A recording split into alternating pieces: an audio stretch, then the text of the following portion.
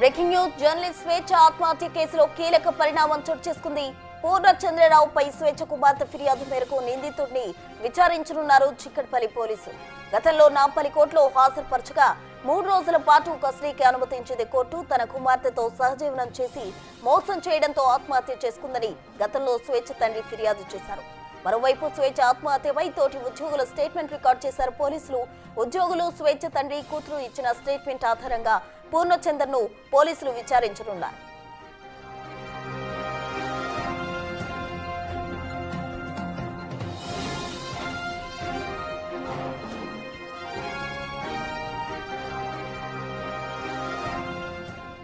Journalist స్వేచ్ఛ ఆత్మహత్య కేసులో కీలక పరిణామం చోటు చేసుకోబోతుంది అని చెప్పుకోవచ్చు. పూర్ణచంద్రరావుపై స్వేచ్ఛ కుమార్తె ఫిర్యాదు మేరకు నిందితుడిని పోలీసులు కస్టడీకి తీసుకోవడం జరిగింది. అతన్ని అంటే ఇప్పటి వరకు కూడా అటు స్వేచ్ఛ తండ్రి కావచ్చు, తోటి ఉద్యోగులు కావచ్చు, ఆమె కుమార్తె ఇచ్చిన స్టేట్మెంట్ ఆధారంగా పూర్ణచంద్రను ప్రశ్నించే అవకాశం కనిపిస్తోంది.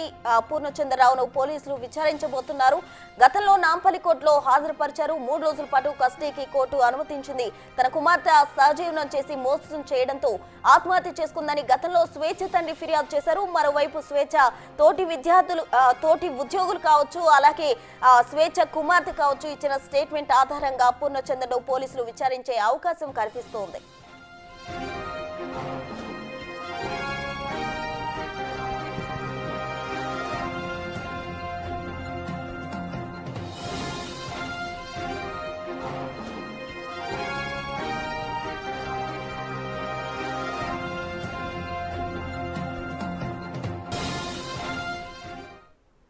పూర్ణచంద్రను పోలీసులు విచారించబోతున్నారు. దీనికి సంబంధించి పూర్తి డీటెయిల్స్ అందించేందుకు మా ప్రతినిధి సుజాత సిద్ధంగా ఉన్నారు.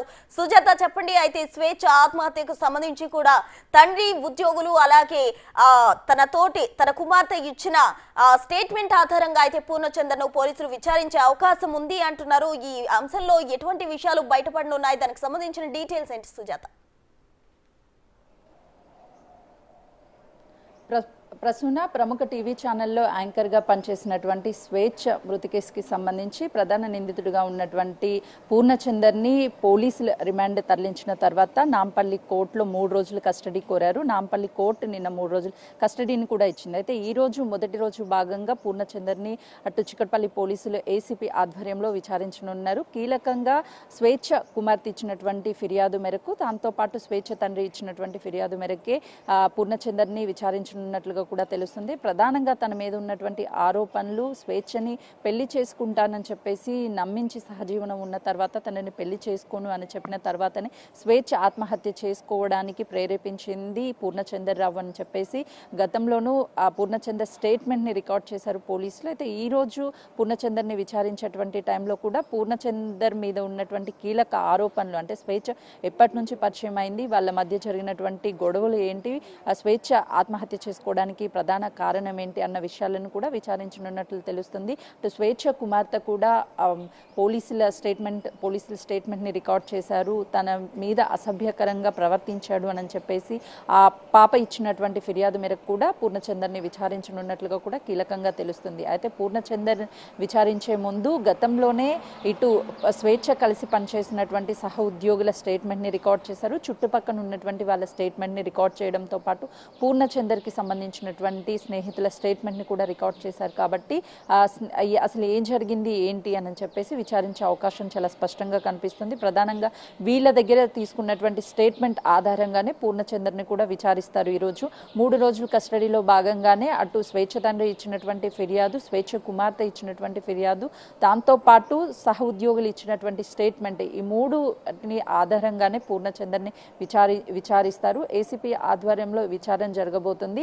అయితే పూర్ణచందర్ ఎలాంటి విషయాలు చెప్తారు అనేది కొంతమేరకు అయితే మాత్రం ఈ కేసుకి సంబంధించి కీలకంగా మారనుందనే చెప్పవాలి. గత కొన్నేళ్ల నుంచి కూడా స్వేచ్ఛ పరిచయం ఉంది అని చెప్తున్నాడు పూర్ణచందర్. అయితే గతంలో స్వేచ్ఛకి పెళ్లి అయ్యి విడాకులు తీసుకున్న అనంతరము పూర్ణచందర్ స్వేచ్ఛకి దగ్గర అయ్యి పెళ్లి చేసుకుంటానని నమ్మించి తన జీవితంలోకి వచ్చాడా, లేదంటే ముందుగానే స్వేచ్ఛని ఇష్టపడుతూ తను భర్త నుంచి విడిపోవడానికి పూర్ణచందరే కారణమా అనే విషయాలను కూడా బయటకు వచ్చే అవకాశం చాలా స్పష్టంగా కనిపిస్తుంది. అయితే పూర్ణచందర్ మొదటి నుంచి కూడా స్వేచ్ఛని నన్ను ఎవరు ఏమీ చేయలేరు, నేను పార్టీలో కీలకంగా ఉన్నాను, నా వెనక చాలామంది పెద్దలు ఉన్నారు, నేను గతంలో జోగినిపల్లి సంతోష్ దగ్గర కూడా పనిచేశాను అని చెప్పేసి పలుమార్లు బెదిరించారు అని చెప్పేసి తండ్రి కీలక ఆరోపణలు చేశారు. అయితే వీటికి సంబంధించి కూడా ఎవరెవరి దగ్గర పనిచేశారు, తన రోల్ ఏ విధంగా ఉంది, తనకి స్వేచ్ఛతో గతం నుంచి కూడా సంబంధం ఉంది, స్వేచ్ఛని పెళ్లి చేసుకుంటాను అని చెప్పేసి